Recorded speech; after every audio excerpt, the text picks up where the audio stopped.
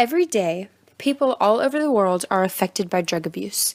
Employers all across the nation are drug testing because drug addiction is so common.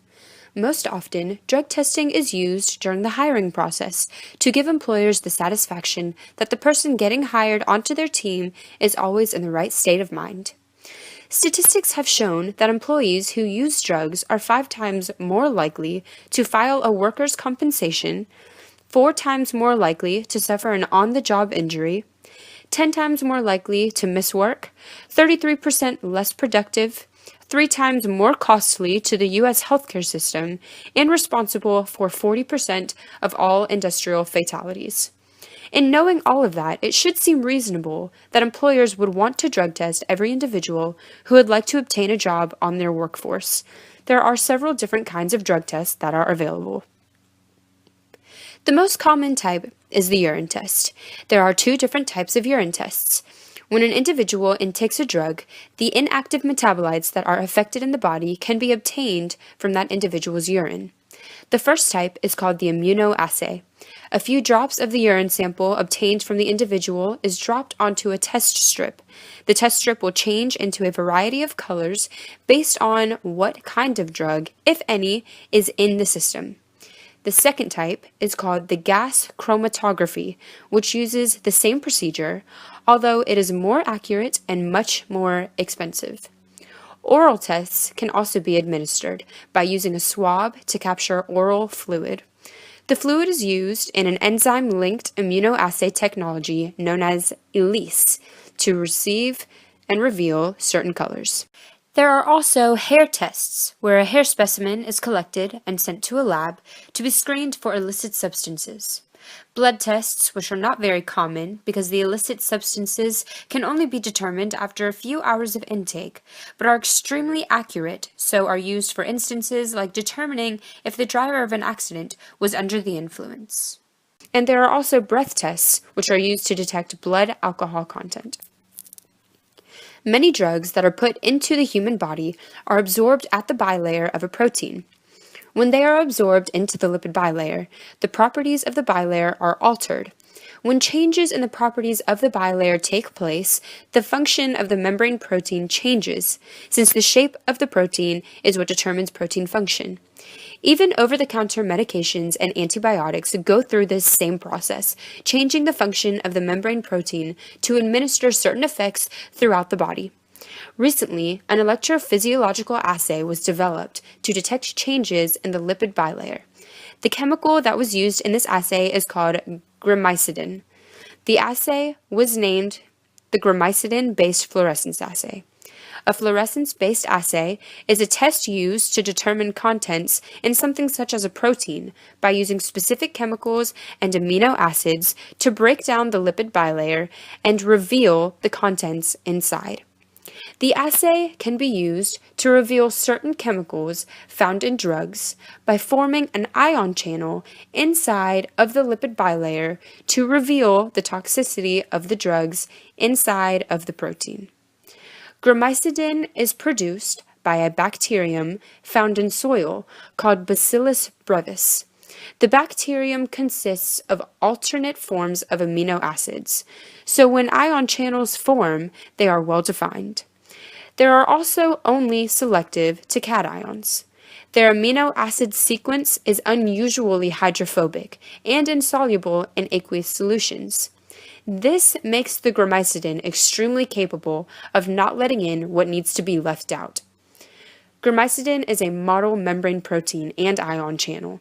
Like all ion channels, it has the ability to select for specific ions using a selectivity filter. This is accomplished by first making fluorophore-loaded large unilamellar vesicles. The second step of the procedure is to dope the vesicles with gramicidin. The third step of the procedure is to add an external quencher and measure the rate of quenching of the internal fluorophore. The final step of the procedure is to quantify the change in fluorophore quenching per gramicidin activity by fitting a stretched exponential function to the fluorescence time course. Ultimately, results can be obtained to evaluate whether amphiphiles can alter lipid bilayer properties.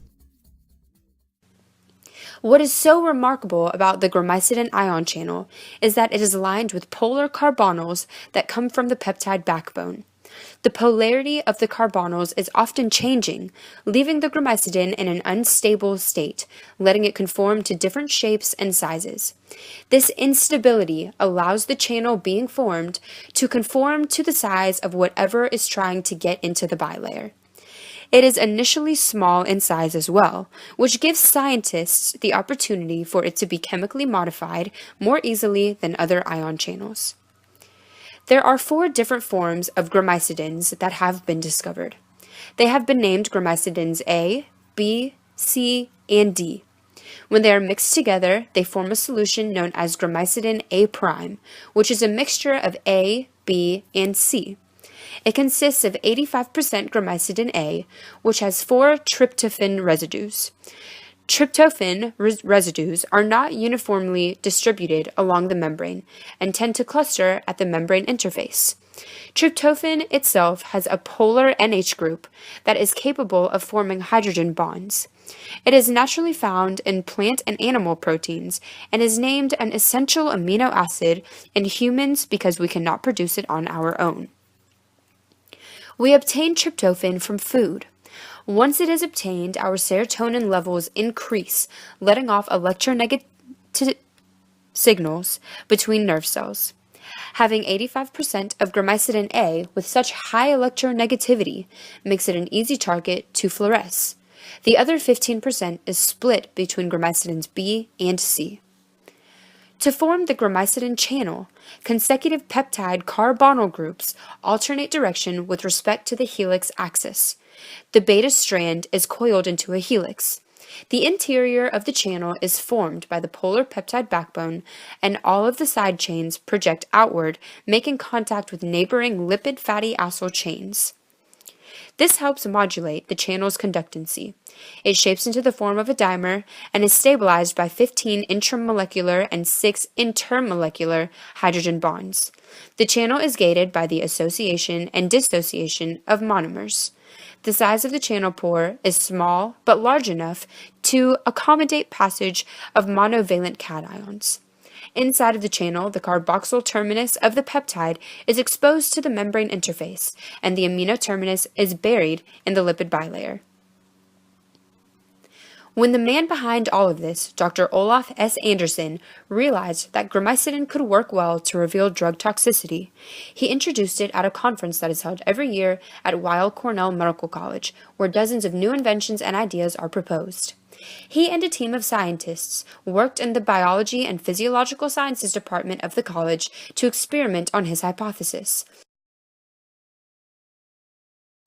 Hello, I'm Olaf Anderson. Hello, I'm Helge Ingolfsson. Hi, I'm Ruchi Kapoor.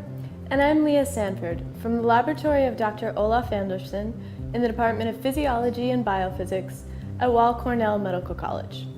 Today we'll show you a procedure for measuring changes in lipid bilayer properties.